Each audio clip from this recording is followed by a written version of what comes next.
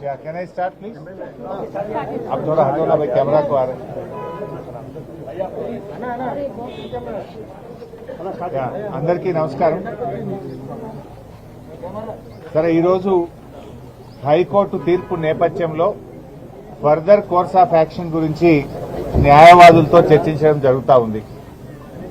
ఈరోజు రాష్ట్ర ప్రజలకు తెలుసు, అందరికీ కూడా తెలుసు, రేవంత్ రెడ్డి గారి ప్రభుత్వం కేవలం డైవర్షన్ పాలిటిక్స్ లో భాగంగా కేటీఆర్ గారి పైన ఈ అక్రమ కేసు నమోదు చేయడం జరిగింది.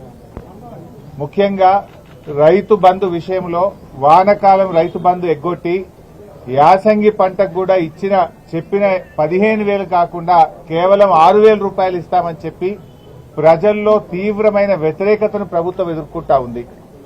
ఏడాది పాలన తర్వాత అన్ని సర్వే రిపోర్టులలో కూడా ఈ ముఖ్యమంత్రి ఫెయిల్యూర్ సీఎం అని, ఈ ప్రభుత్వం ఫెయిల్ అయిందని చెప్పి ఈ రాష్ట్రంలో వచ్చిన అన్ని సర్వే రిపోర్టులు కూడా తెలియజేస్తా ఉన్నాయి.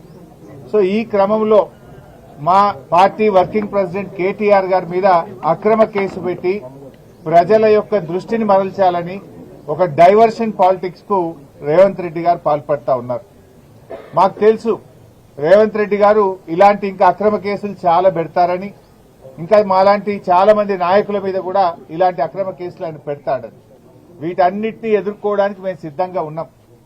మాకు తెలంగాణ ప్రజలు ముఖ్యం, ఈ రాష్ట్రం ముఖ్యం. ఎన్నో పోరాటాలతోని త్యాగాలతోని తెలంగాణ తెచ్చుకున్నాం. తెలంగాణ బాగుండడం, తెలంగాణ అభివృద్ది చెందడం, తెలంగాణ ప్రజల సంక్షేమం బీఆర్ఎస్ పార్టీకి అత్యంత ముఖ్యమైనది. మీరు ఎన్ని కేసులు పెట్టినా, మా మీద ఇంకా ఎన్ని రకాలుగా ఒత్తిళ్లు పెట్టినా, ఈ రాష్ట్ర ప్రజల కోసం, ఈ రాష్ట్ర సంక్షేమం కోసం మా పోరాటం మాత్రం కొనసాగుతూనే ఉంటుంది. నువ్వు ప్రజలకు ఇచ్చిన 6 గ్యారెంటీలు అమలు చేసేదాకా నీ ప్రభుత్వాన్ని, నిన్ను ఎట్టి పరిస్థితుల్లో వదిలిపెట్టం.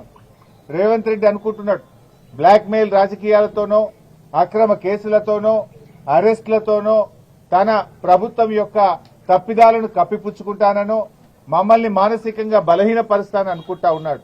కానీ మేము మరింత బలంగా పోరాటం తప్ప ఎట్టి పరిస్థితుల్లో నీ అక్రమాలను గాని, నీ 6 గ్యారెంటీల అమలుపై నిన్ను ప్రశ్నించడాన్ని వదిలిపెట్టే ప్రశ్నే ఉత్పన్నం కాదు. ఈరోజు కేటీఆర్ గారి మీద హైకోర్టులో కూడా వచ్చిన తీర్పు కేవలం విచారణ కొనసాగించడానికే చెప్పింది హైకోర్టు. ఇది అక్రమ కేసు, దీని విచారణ నిలుపుదల చేయాలని చెప్పి బీఆర్ఎస్ పార్టీ తరఫున మేము కోర్టుకు వెళ్లాం. కోర్టేమీ కేసును నిర్ధారించలేదు, ఇది తప్పు జరిగిందని చెప్పింది గాని శిక్ష వేసింది కాదు. కేవలం విచారణ కొనసాగించడానికి మాత్రమే ఈరోజు కోర్టు అనుమతి ఇచ్చింది. విచారణకు సహకరిస్తాం. ఈ ముందు నుంచి కూడా కేటీఆర్ గారు 100% విచారణకు సహకరిస్తామని చెప్పాం. ఎందుకంటే మేము తప్పు చేయలేదు, అసలు అవినీతే జరగలేదు, రాష్ట్ర ప్రభుత్వం నుంచి ₹1 కూడా గ్రీన్ కో కంపెనీకి చెల్లించలేదు. ₹1 ఇవ్వలేనప్పుడు అక్కడ అవినీతికి ఆస్కారం ఎక్కడిది? అయినా ఇది ఎప్పుడు జరిగింది? రేవంత్ రెడ్డి గారు ప్రమాణ స్వీకారం చేసిన 3వ రోజే ఆ కంపెనీ ప్రతినిధులు రేవంత్ రెడ్డి గారిని కలిశారు. ఏడాది పాటు నువ్వు ఎందుకు కేసు పెట్టలే? ఏడాది తర్వాత ఎందుకు పెడుతున్నావు? కేటీఆర్ గారు అడుగడుగునా నేను ప్రశ్నిస్తా ఉన్నాడు, నీ తప్పిదాలను బయట పెడతా ఉన్నాడు, నీ ప్రభుత్వం యొక్క వైఫల్యాలను ఎత్తి చూపుతా ఉన్నాడు కనుక ఏడాది తర్వాత దాన్ని బయట పెట్టినావు. నిన్ను ఆ కంపెనీ ప్రతినిధులు కలిస్తే కలిసిన విషయాన్ని నువ్వు ఎందుకు బయట పెట్టలే? మీడియాకి ఎందుకు చెప్పలే? అది మేం బయట పెట్టినాం. దీన్ని అంతా బట్టి చూస్తా ఉంటే కేవలం ఒక కుట్రతోని ప్రజల దృష్టి మరల్చడానికి ప్రభుత్వం చేస్తా ఉంది. నిన్నగాక మొన్న ప్రభుత్వం చేతులెత్తింది కదా, ఇలా రైతుల విషయంలో మేము రైతు భరోసా సాగు భూములకే ఇస్తాం, 6,000 ఇస్తాం అని ప్రజలను మోసం చేసింది. మీరు ఆ ప్రజల్లో ఆ చర్చ జరిగి ప్రభుత్వం మీద వ్యతిరేకత రాకుండా ఉండడానికి ఇలాంటి డైవర్షన్ పాలిటిక్స్. బట్ అయినా కూడా మాకు న్యాయస్థానాల మీద గౌరవం ఉంది, చట్టం మీద గౌరవం ఉంది. తప్పకుండా మేము అన్ని రకాలుగా దీనికి సహకరిస్తాం. సరే, ఫర్దర్ గా సుప్రీంకోర్టుకు అప్పీల్ పోవాలా, ఏం చేయాలా అనే దాని మీద మా న్యాయవాదులు ఇచ్చేటువంటి సలహా మేరకు మేము ముందుకు వెళ్తాం. బట్ మొన్న కూడా మీరు చూశారు, కేటీఆర్ గారు ఏసీబీ ఆఫీస్కి వెళ్లారు. ఎక్కడ కూడా ఎక్స్టెన్షన్ అడగలే, మేము టైం కూడా అడగలేదు. వాళ్ళు నోటీస్ ఇస్తే మేము వెళ్ళాం. ఎందుకంటే తప్పు చేయలేదు కనుకనే ధైర్యంగా విచారణకు కేటీఆర్ గారు వెళ్లారు. రేపు 9వ తారీఖు పిలిచారు, తప్పకుండా వెళ్తాం. ఎట్టి పరిస్థితుల్లో విచారణకు మేము వెనుక వెళ్లట్లేదు. కాకపోతే ఈ ప్రభుత్వం తీరు బాగలేదు కనుక న్యాయవాదులతో నేను వెళ్తాననే కేటీఆర్ గారు అన్నారు తప్ప దాదాపు 45 నిమిషాలు విచారణకు వెళ్లడానికి రోడ్డు మీద నిలబెట్టినా కూడా ఓపిక్ గా కేటీఆర్ గారు ఏసీబీ ఆఫీస్ ముందు నిలబడ్డారు. దట్ మీన్స్ మేమే తప్పించుకోవాలని కాదు, ఎందుకంటే మాకు తప్పు చేయలేదు అనేటువంటి పూర్తి నమ్మకం మాకుంది. అక్కడ అసలు అవినీతే జరగలేదు. ప్రభుత్వ ఖజానా నుంచి ఒక రూపాయి పోకుండా నువ్వు అవినీతి జరిగిందని ఎట్లంటావు? అవినీతే జరిగిన ప్రశ్నే లేదు అక్కడ. ఈ రాష్ట్రం ఇమేజ్ పెంచడానికి, హైదరాబాద్ బ్రాండ్ ఇమేజ్ పెంచడానికి ఈ రోజు ఈ కార్ రేసింగ్ ను కేటీఆర్ గారు హైదరాబాద్ తెచ్చారు. బాగా పనిచేశారు. వాస్తవానికి ప్రపంచం మెచ్చుకున్నది, దేశం మెచ్చుకున్నది. మిగతా రాష్ట్రాల ముఖ్యమంత్రులు కూడా ఇది మా రాష్ట్రానికి వస్తే బాగుండని చెప్పి ఇతర రాష్ట్రాలు మనతో పోటీ పడ్డాయి. కానీ కేటీఆర్ గారు ఒప్పించి మెప్పించి మన రాష్ట్రానికి తెచ్చి మన హైదరాబాద్ బ్రాండ్ ఇమేజ్ పెంచే ప్రయత్నం చేశారు. అంతే తప్ప ఇక్కడ అవినీతి జరగలేదు. ఈ రోజు కేవలం ఇది ఒక కక్ష సాధింపు తప్ప ఇంకోటి లేనే లేదు. డైవర్షన్ పాలిటిక్స్, కక్ష సాధింపు చర్యలకు రేవంత్ రెడ్డి గారు పాల్పడతా ఉన్నారు. సరే, నువ్వు ఎన్ని రకాల ప్రయత్నాలు చేసినా మా పోరాటం ఆగదు. మా లక్ష్యం తెలంగాణ ప్రజల సంక్షేమం, మా లక్ష్యం తెలంగాణ రాష్ట్ర అభివృద్ధి, మా లక్ష్యం పోరాడి తెచ్చుకున్న తెలంగాణ. కేసీఆర్ గారు 10 ఏళ్ల కాలంలో అనేక రంగాల్లో ఈ రాష్ట్రాన్ని అగ్రభాగాన నిలబెట్టారు. అది కొనసాగింపే మా లక్ష్యం. మేము అధికారంలో ఉన్నా ప్రతిపక్షంలో ఉన్నా మాది తెలంగాణ ప్రజల పక్షం. ఆ తెలంగాణ ప్రజల పక్షాన మేము నిరంతరం పోరాటం చేస్తాం. ఇవాళ రేవంత్ రెడ్డి గారు ఇలాంటి కేసులు ఇంకా కూడా పెట్టొచ్చు, కానీ మేమెవరం కూడా అధైర్యపడే ప్రశ్నే లేదు. అందరము కలిసికట్టుగా పార్టీ వీటిని ఎదుర్కొంటుంది. సో కేటీఆర్ గారు కూడా ఆయన సంపూర్ణమైన విశ్వాసంతో ఉన్నారు. మేమందరం కూడా సంపూర్ణమైన విశ్వాసంతో ఉన్నాం. ఈ కేసు కేవలం ఒక కుట్రపూరితమైన కేసు. ఇక్కడ ఎలాంటి తప్పు జరగలేదు కనుక ఆయన కడిగిన ముత్యంలాగా రేపు బయటకు వస్తారు. మాకు ఆ ధైర్యం ఉంది కనుక, తప్పు చేయలేదు కనుక విచారణకు వెళ్తాం. మేము న్యాయస్థానాలకు సహకరిస్తాం, అధికారులకు కూడా సహకరిస్తాం. మాకు అధికారుల మీద గాని న్యాయస్థానం మీద గాని మాకు విశ్వాసం ఉంది. కేవలం రేవంత్ రెడ్డి మీద మాకు విశ్వాసం లేదు. ఆయన ముఖ్యమంత్రిగా తప్పుదో పట్టిస్తున్నాడు కనుక, ఆయన ఆలోచనలు మాకు తెలుసు కనుక, అందువల్ల ఆయన మీద మాకు విశ్వాసం లేదు. కానీ మేము చెప్పాను తప్ప వేరే ఏం లేదు. సో ఇక్కడ ఈ రోజు కోర్టులో వచ్చినటువంటిది కూడా కొంతమంది తప్పుడు ప్రచారం చేస్తున్నారు సోషల్ మీడియాలో. ఏదో శిక్ష పడ్డదనో, అసలు కేసే ఓడిపోయిందనో, ఏదో తప్పు జరిగిందనే విధంగా కొంతమంది సోషల్ మీడియాలో కొంతమంది కాంగ్రెస్ పార్టీ నాయకులు పిచ్చి కూతలు కూస్తా ఉన్నారు. ఇక్కడ చెప్పదలుచుకుంది ఏంటంటే అసలు విచారణే ప్రారంభం కాలేదు. ఇది తప్పుడు కేసు, దీన్ని క్వాష్ చేయాలని మేము వెళ్ళాం. ఇక న్యాయస్థానం విచారణ జరగాలి అని అన్నదే తప్ప ఇక్కడ తప్పు జరిగిందనో, అవినీతి జరిగిందనో, శిక్ష వేసిందో అనే ప్రశ్నే లేదు ఇక్కడ. కానీ కొంతమంది ఏంటంటే ఏదో తప్పుడుగా సోషల్ మీడియాలో ప్రచారం చేస్తూ ఒక గోబల్స్ ను, ఒక తప్పుడు వార్తల్ని ప్రచారం చేసే ప్రయత్నం చేస్తున్నారు. అటువంటి వాళ్ళు అది మానుకుంటే మంచిదని కూడా మేము వారికి హితవు పలుకుతా ఉన్నాం. సో ఈ రోజు తప్పకుండా మేము సంపూర్ణమైన విశ్వాసంతో ఉన్నాం. ఇది ఒక తుఫైల్ కేసు. మా ఆర్ఎస్ ప్రవీణ్ చెప్పినట్టు ఇది 100% తుఫైల్ కేసు. ఫైనల్ గా ఇందులో ఎలాంటిది కూడా బయటకు వచ్చేది లేదు. అసలు ఒక రూపాయి రాష్ట్ర ప్రభుత్వ ఖజానా నుంచే పోయింది లేదు. రాష్ట్రానికి ఆదాయం వచ్చింది తప్ప రాష్ట్రానికి జరిగిన నష్టమేం లేదు. రాష్ట్ర ప్రయోజనాల కోసం చేసిన తప్ప కేటీఆర్ గారు స్వంతగా తన కోసం చేసినటువంటిది కాదు. అందువల్ల మాకు ఆ విశ్వాసం ఉంది కనుక 9వ తేదీ ఆయన ఏసీబీ విచారణకు వెళ్తారు. వెళ్లి అన్ని రకాలుగా మేము సహకరిస్తాం. మేము ఫర్దర్ గా లీగల్ యాక్షన్ మీద మా న్యాయవాదులు ఇచ్చే సలహా మేరకు మేము ముందుకు వెళ్తాం. ఏముంటది అంటే దానికేం భయపడతాం. ఇవాళ చేస్తాడా, రేపు చేస్తాడా, ఈ అక్రమ అరెస్టులకు మేము భయపడేటోళ్ళం కాదు. ఇదేం మాకు కొత్త కాదు కదా. సమైక్య రాష్ట్రంలో తెలంగాణ ఉద్యమంలో ఆంధ్ర పాలకుల మీద చిచ్చర పిడుగులాగా పోరాడినటువంటి చరిత్ర బీఆర్ఎస్ పార్టీకి ఉన్నది. గతంలోనే మేము అరెస్ట్ అయినాం. తెలంగాణ కోసం పోరాటంలో కేటీఆర్ గారు అరెస్ట్ అయ్యి వరంగల్ జైల్లో పడ్డారు. మా నాయకులందరూ కూడా అరెస్ట్ అయ్యి జైళ్లలో పడ్డారు. ఏం జరిగింది? తెలంగాణ రాష్ట్రం వచ్చింది. ఈ రాష్ట్రానికి మేలు జరిగింది. ఇవాళ రేవంత్ రెడ్డి గారు మీరు అన్నట్టు ఇవాళ అరెస్ట్ చేస్తారా, రేపు అరెస్ట్ ఆయన ఇష్టం, చేస్తే చేయని. ఇది అక్రమ అరెస్టు. మాకు న్యాయస్థానాల మీద నమ్మకం ఉంది. దానికి మేము భయపడం. తప్పకుండా లీగల్ గా ముందుకు పోతాం. 9వ తేదీ వాళ్ళు నోటీస్ ఇచ్చారు. డెఫినెట్ గా 9th నాడు కేటీఆర్ గారు మేము హాజరవుతాం. మొన్న కూడా హాజరయ్యారు కదా. 45 నిమిషాలు రోడ్డు మీద నిలబెట్టినా కూడా ఓపిక్ గా నిలబడి నేను విచారణకు వెళ్తాను అనంటే కూడా వాళ్ళు విచారణకు లోపలికి తీసుకోకుండా రోడ్డు మీదనే ఆ లెటర్ తీసుకొని మాకు రిసీవ్డ్ కాపీ ఇచ్చారు. అడ్వకేట్ విషయంలో ఏం చేయాలి అనేది చూడాలి. గతంలో there are lot of precedences. Rahul Gandhi garu ED ఆఫీస్కి పోతే వెంట అడ్వకేట్లు వెళ్ళలేదా? గతంలో అడ్వకేట్లు వెళ్ళలేదా? అడ్వకేట్లు వెళ్తే తప్పేంటి సార్? అది ఎలా చేయాలి, ఏం చేయాలి అనే విషయాన్ని మా లీగల్ టీమ్ తో డిస్కస్ చేస్తాం. Whatever the legal team advises we will follow that.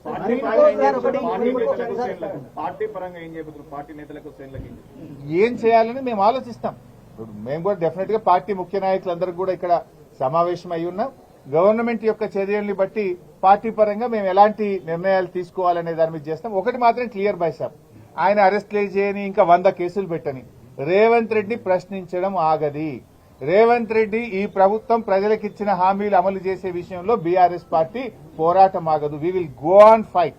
ఆయన మీద పోరాటం చేస్తూనే ఉంటాం, ఆయనను ప్రశ్నిస్తూనే ఉంటాం, వాళ్ళ అవినీతిని బయటపెడుతూ ఉంటాం, వాళ్ళ ఫెయిల్యూర్స్ ను కూడా ప్రజాక్షేత్రంలో బట్టబయలు చేస్తాం. ప్రజల పక్షాన, రైతుల పక్షాన, మహిళల పక్షాన, కార్మికుల పక్షాన మా పోరాటం కొనసాగుతుంది. బైసాబ్ దాని మీద నిన్ననే కేటీఆర్ గారు కూడా స్పష్టంగా చెప్పారు. గ్రీన్ కో ₹1 రాష్ట్ర ప్రభుత్వం ఇచ్చిందే లేదు. అసలు నీకు ఎవరికైనా కంపెనీకి నువ్వు సాయం చేస్తే వాడు నీకు ఉల్టా పైసలు ఇస్తే అక్కడ అవినీతి. గ్రీన్ కో ఈ రాష్ట్రంలో కాంట్రాక్ట్ చేసింది లేదు, గ్రీన్ కోకు రాష్ట్ర ప్రభుత్వ ఖజానా నుంచి ₹1 ఇచ్చింది లేదు. ఇంకా అవినీతి అనే ప్రశ్న ఎక్కడిది? గ్రీన్ కోకు ఏమిచ్చింది రాష్ట్ర ప్రభుత్వం? కాంట్రాక్ట్ ఇచ్చిందా, డబ్బులు ఇచ్చిందా? గ్రీన్ కోకు మేము చేసిన సాయం ఏంది? అసలు ₹1 గ్రీన్ కోనే ఉల్టా ఖర్చు పెట్టింది హైదరాబాద్ ఇమేజ్ కోసం, హైదరాబాద్ బ్రాండ్ ఇమేజ్ కోసం. గ్రీన్ కో వాళ్ళ సొంత డబ్బులు పెట్టి ఈవెంట్ నిర్వహించారే తప్ప రాష్ట్ర ప్రభుత్వం గ్రీన్ కోకి ఇచ్చింది అయితే ఏం లేదు కదా. హైదరాబాద్ మాదాపూర్ లోను, మచిలీపట్నంలోను ఏసీబీ రైట్ సైడ్ విచారణ సంస్థలు కాకపోతే దాంట్లో కావాలని మీరు వైసాబ్ విచారణ జరగడానికి వెళ్ళింది కదా కేటీఆర్ గారు. ఏసీబీ నోటీస్ ఇస్తే మేము ఎక్స్టెన్షన్ ఇస్తాము, మాకు బిజీ ఉన్నాము, మళ్ళీ వస్తామని కూడా చెప్పలే. వాళ్ళు ఇచ్చిన టైంకు, ఇచ్చిన తేదీకి కేటీఆర్ గారు నిజాయితీగా ఏసీబీ ఆఫీస్కు పోయినాడు. ఎందుకంటే ఆయన తప్పు చేయలేదు కనుక ధైర్యంగా, నిర్భయంగా ఆయన విచారణకు హాజరయ్యాడు. రేపు 9వ తారీఖు పిలిచారు, తప్పకుండా వెళ్తాడు ఆయన. దానికి మేమేం, ఎందుకంటే మేము తప్పు చేయలేదు, ఇక్కడ అవినీతి జరగనే లేదు లేదు లేదు, అవినీతికి ఆస్కారమే లేదు. అందువల్ల ఇక్కడ ఎవరు మేమెవరం కూడా భయపడే పరిస్థితే లేదు. Sorry, Kaleshwaram, that also I will answer. Now we are talking on this issue and some other time I will answer. Greenko company మీద ఏసీబీ రైట్ సైడ్ ఇంకా కోర్టు ఆర్డర్ రాలేదు. హైకోర్టు జడ్జిమెంట్ కాపీ ఇంతవరకు బయటకు రాలేదు. వన్స్ ఒకసారి జడ్జిమెంట్ కాపీ అనేటువంటిది బయటకు వస్తే దాంట్లో ఎలాంటి అబ్జర్వేషన్స్ ఇచ్చారు దాన్ని పరిశీలించి మా న్యాయవాదులు మాకు ఇచ్చే సలహా ఆధారంగా ఎప్పుడు వెళ్లాలా వద్దా, ఏం చేయాలి అని లీగల్ టీం యొక్క సజెషన్ మేరకు ఆ జడ్జిమెంట్ కాపీ చదివిన తర్వాత మేము నిర్ణయం తీసుకుంటాం. Last question, political motive case అని మీరు అంటూ ఉన్నారు. అంటే ఆ వెనకాల ఉన్న మోటివ్ ఏంది? గతంలో మీరు రేవంత్ రెడ్డిని అరెస్ట్ చేసి రేవంత్ రెడ్డి అరెస్ట్ కు దీనికి చాలా తేడా ఉంది. రేవంత్ రెడ్డి రెడ్ హ్యాండెడ్ గా నోట్ల కట్టలతో, సంచులతో దొరికింది కదా. అక్కడ నోట్ల కట్టెలతోని ఆ డబ్బులు లంచం ఇస్తూ రెడ్ హ్యాండెడ్ గా దొరికింది రేవంత్ రెడ్డి. అసలు ఇక్కడ కేటీఆర్ గారు ఒక మినిస్టర్ గా హైదరాబాద్ బ్రాండ్ ఇమేజ్ పెంచడానికి ఈ కార్ రేసింగ్ ద్వారా రాష్ట్ర ఆదాయం పెంచిండు, ప్రపంచంలో హైదరాబాద్ బ్రాండ్ ఇమేజ్ పెంచిండు. కేటీఆర్ రాష్ట్రానికి మేలు చేసిండు, హైదరాబాద్ కి మేలు చేసిండు. అంతే తప్ప రాష్ట్ర ప్రభుత్వ ఖజానా నుంచి ఆ కంపెనీకి నయా పైసా కూడా ఇయ్యలే కదా. డబ్బులంటూ ఇస్తే కదా నీకు ఏదైనా వాపసు వస్తే కదా అవినీతి అనేది. ₹100 ఇచ్చింది లేదు, చారన్న నీకు వచ్చింది లేదు, ఇంకా అవినీతి ప్రశ్న ఎక్కడదండి? ఆయనేమో నోట్ల కట్టలతో రెడ్ హ్యాండెడ్ గా దొరికిండు. అసలు ఆ కేసుకు ఈ కేసుకు లింక్ ఏముంది? మోకాలకు బోడగుండుకు పెట్టినట్టు. Thank you.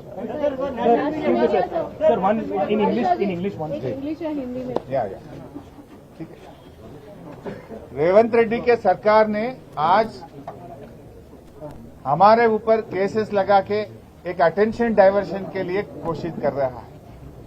जी, आज हाईकोर्ट में भी जो वर्डिक्ट आया है उसमें या कोई गलती हुआ बोल के नहीं बोले, या कोई करप्शन हुआ बोल के नहीं बोले, या कोई केस भी के लिए कुछ नहीं बोले. इसमें जो कुछ भी है इंक्वायरी चलने के लिए कोर्ट ने आदेश दिया है.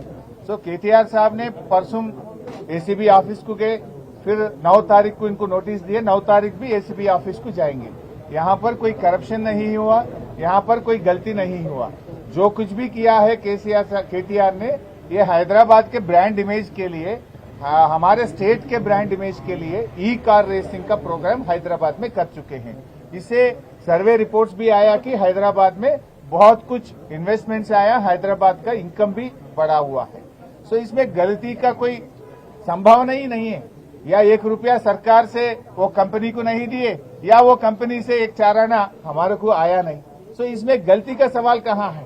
ये सिर्फ रेवंत रेड्डी सरकार को केटीआर साहब ने बार बार क्वेश्चन कर रहे हैं, उनका गलतियां को पब्लिक के सामने रखना शुरू करे।